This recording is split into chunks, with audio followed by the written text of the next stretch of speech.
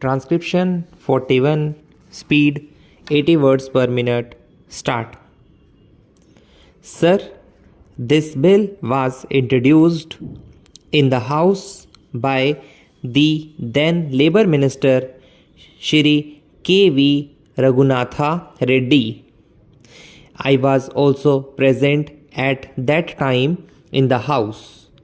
After a period of 9 long years, this bill has now come from the cold storage. It shows how powerful the plantation lobby in the country is. Even though after so much of time, this bill has now been brought, I support this bill. In the name of a more comprehensive measure, I do not agree that this bill should be postponed or that it should be again referred to a joint committee. Some such proposal was there. I do not agree to that. Though it is not adequate and some improvement from the point of view of workers is needed, I do not agree that we should postpone passing it. For example, it has been suggested that the acreage limit should be brought down to 5 hectares to cover more plantations.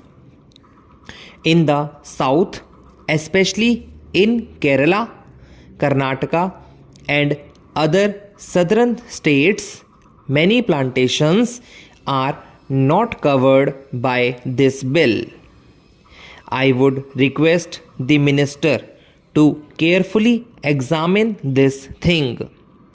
In North India and some other places, tea plantation is on a large scale. But in the case of rubber, cardamom and coffee, it is 5 hectares. This is on the high side. I request the Honorable Minister to reduce the acreage limit to 2.5 hectares for coffee and rubber and cardamom. Our friend was talking about socialism, socialist society, democratic socialism, and so many other things. I earnestly request him to consider my suggestion, and that is whether the government is prepared to nationalize the tea industry. Sir, some 8 years ago, in the Kerala Assembly, all the parties, including Congress Party, unanimously recommended to the central government for the takeover of the tea industry. In Kerala, tea plantation is owned by British monopolies. Even in the Assam Assembly, all the parties unanimously passed a resolution suggesting takeover of this industry. Are you prepared to take over this industry, especially this tea industry? I pose this question to the central government.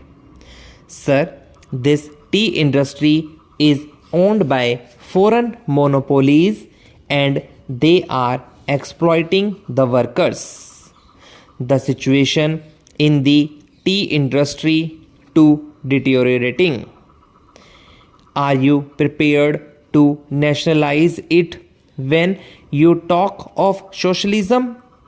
Unless this is nationalized, you cannot meet the demands of the workers. Sir, how unfortunate for this country predominantly agricultural, that the meaning of plantation in this bill has been stretched to include coconut gardens, apple, pineapple, cashew nut, and banana plantation farms. I am glad that wisdom has dawned on the government not to accept these recommendations of the committee. If I were an anarchist or a member who wished ill of this government, I would have pleaded with the government to stretch the meaning of plantations to cover all agricultural lands in the country and attract the provisions of this bill. Then we could have seen the beginning of convulsions and revolutions in this country, as the debt-ridden farmers, being unable to fulfill the provisions of this bill, would have started filling up jails for violations of its provisions.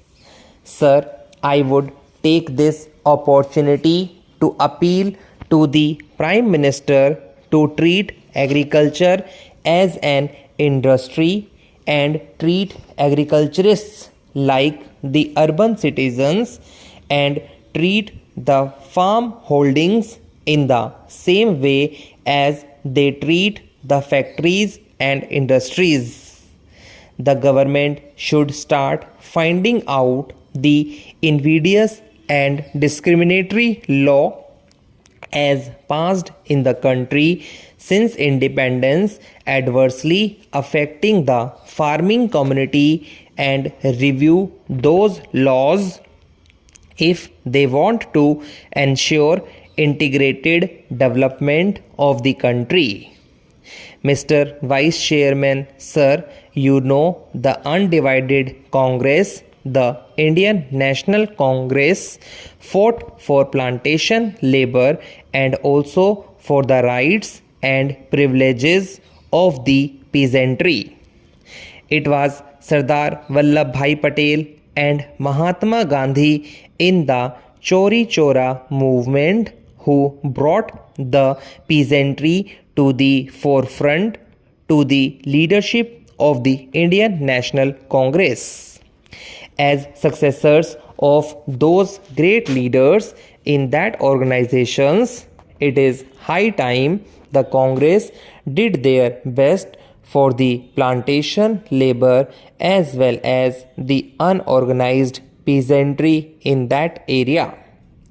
Even in Mexico, in Algeria, in Russia, or in Cuba, or in other countries, it was the labor, the plantation labor, who took the revolution to its final goal.